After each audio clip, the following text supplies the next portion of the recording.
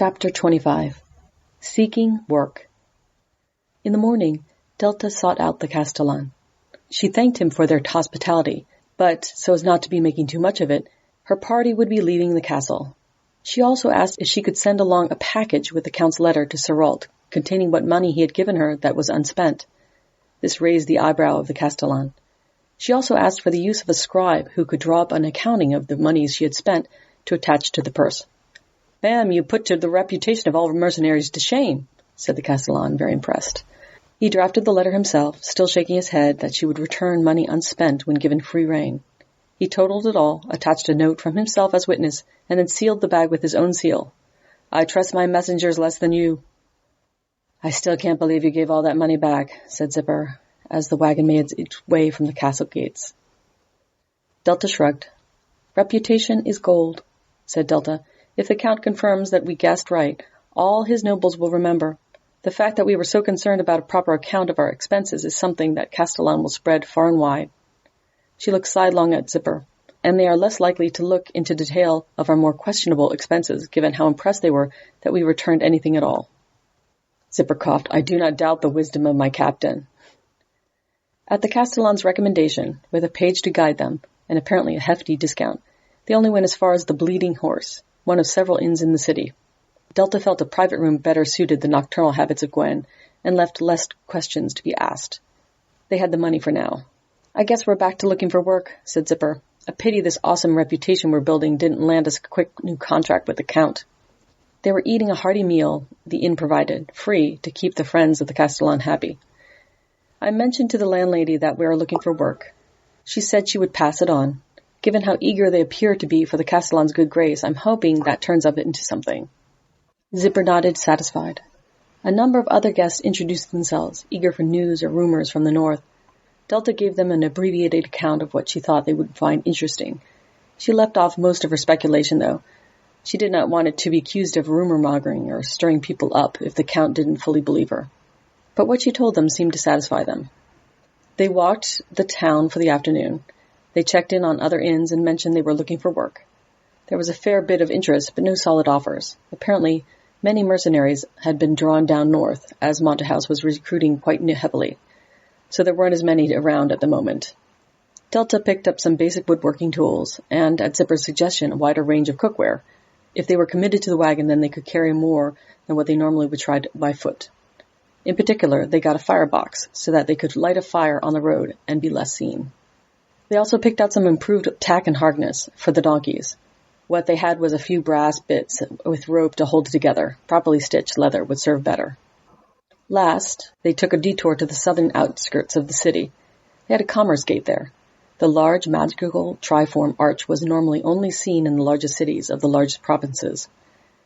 They all linked to one another, enabling interstate commerce. It kept the capital city strong and was a very long-term source of resentment for all the other towns. But recently, the Amphitryon had been building more in the smaller towns. That was the loose political affiliation of nations set up after the collapse of the Ramatu Empire, whose stated aim was fostering commerce between those gates. And here it stood, clean and new, in a cobbled square made especially for it. Nothing was going in or out of it at the moment, and other than a dedication plaque and a guard unit, there wasn't much to see. By the time they made it back to the Bleeding Horse, it was evening, and the landlady had out supper for the residents. Gwen came down, which caused a bit of a stir, but she had worn her tabard, and that curtailed anything more than idle comments from the people. Their dinner was interrupted by a silver shilling being tossed onto their table. It clanked and rattled, then came to a rest between some of the plates. They looked up into the smiling face of a gentleman. "I hear you're open for employment," he said. He was of modest height and slight build, with a loose tunic of finely woven material, with a doublet over top. He had a beard trimmed to a fine point, and prominent mustaches. His eyes twinkled beneath a broad felt hat, with a feather in its band. "We are," said Delta, carefully. The man pulled over a chair and sat down. "The castle thinks highly of you," he said, "especially your discretion." Delta cut short a flippant comment from Zipper with a glance. "Will we be working for the castle?" The man leaned closer and lowered his voice. "You'll be working for me," he said. "Call me Archant. I work for the castle, but that doesn't have to be widely known." "What does the job entail?" asked Delta. He shrugged. "It shouldn't be much. You see, There's all sorts of rumors going on about the business up north, and, he said quickly, I'm not going to pester you for details. That isn't pertinent. What is that lots of people are talking about it. They hear there are a lot of mercenaries up there making a lot of money. That purse strings are open right now to a certain type of supply.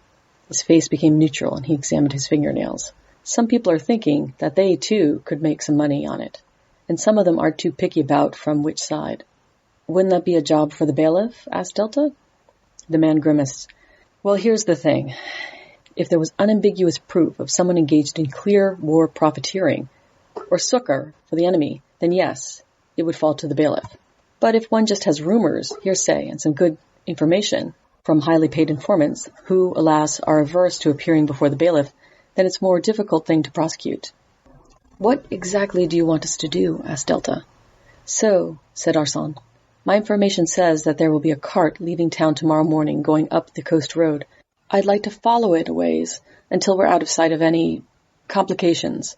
I will like to inspect it to ensure that my information is correct, and it is not some specifically commissioned commodity on behalf of our enemy.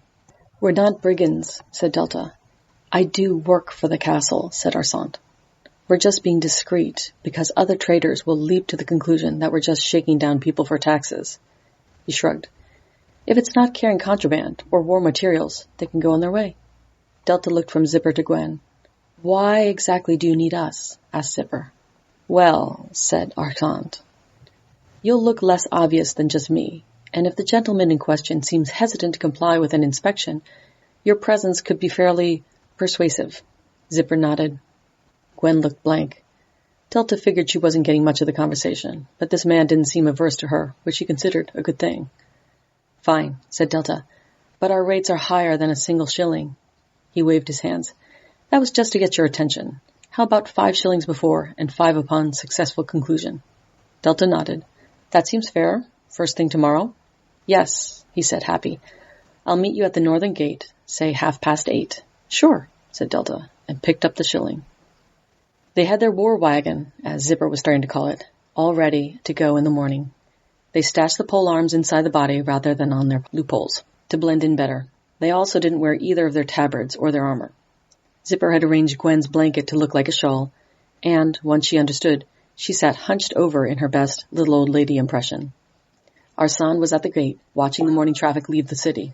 Then he recognized them and broke out laughing. Incredible, he cheered, peering closer at Gwen. This is splendid. You look perfect. Thank you, said Delta calmly. Should we pull over and wait? No need, said Arslan, swinging up into the wagon. They had set up a space specifically for him. They left about 5 minutes ago. We should just cruise on out, mingle with the crowd. Onward, Tillock! Forward, Mashal! Cried Zipper, and snapped the reins. She had taken to using Gwen's goblin names for the donkeys. They lurched forward into the traffic. Once they had cleared the gate, it wasn't so bad. Many were just going to different parts of the town, and the gates and the walls were just choke points. As the outbuildings thinned out, it became clearer which travelers were actually going up the north road. Right, said Arslan. Keep it to a medium to low speed. Let them get a little bit ahead of us. Zipper looked at him funny and just snapped the reins. By the time they were a few miles outside of the town, there was nearly no one left on the road. The other travelers were local and took other lanes to their destinations. They had been traveling parallel to the river, going downstream. As the river approached the Great Lake, the land sank and it broadened, breaking up. The road became, in many places, a raised causeway.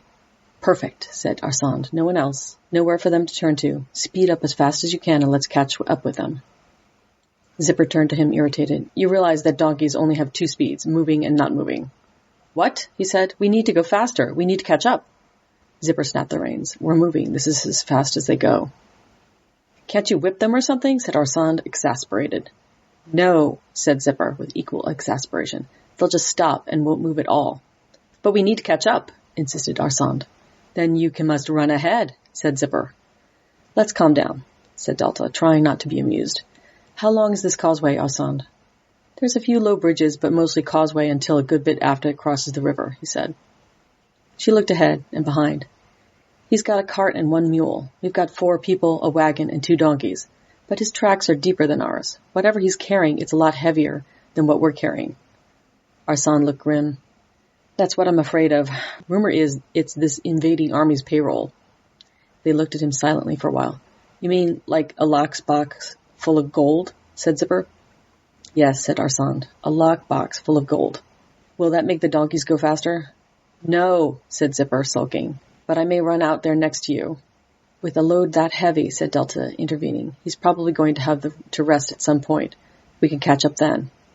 True, said Zipper. Chekhov may be fat, but he can go all day if he knows there's food at the end of it.